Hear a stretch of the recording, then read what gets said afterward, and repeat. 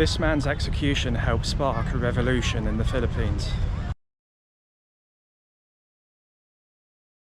If there's one name you'll hear often in the Philippines, it's Jose Rizal.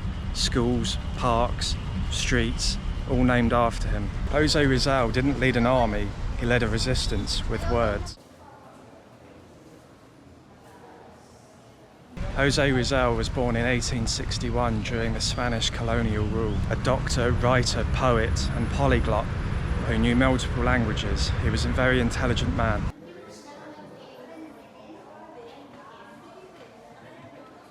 But what made Rizal dangerous to the Spanish wasn't violence or weapons, it was ideas.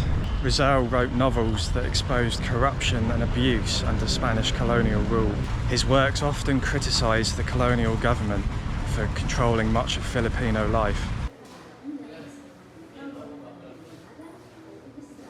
These books woke people up. It made the Filipinos question Spanish authority. That made him a threat. Even though Rizal actually believed in peaceful reform, not armed revolution, the Spanish authorities blamed him for inspiring rebellion. In 1896, he was arrested, put on trial, and executed right where I'm standing here today.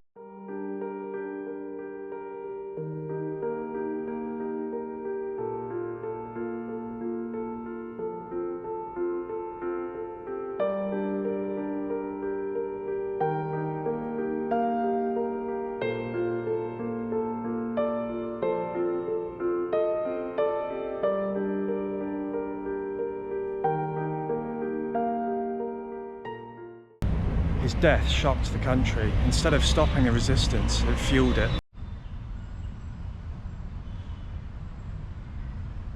Jose Rizal is a national hero not because he fought with weapons, but with words. He showed that education, identity and ideas could challenge the colonial powers.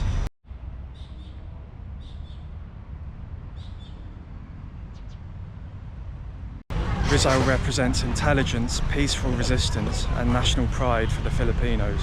That's why more than a century later, he's still a huge part of the Filipino identity. The Spanish killed Jose Rizal to silence him, but it did the opposite.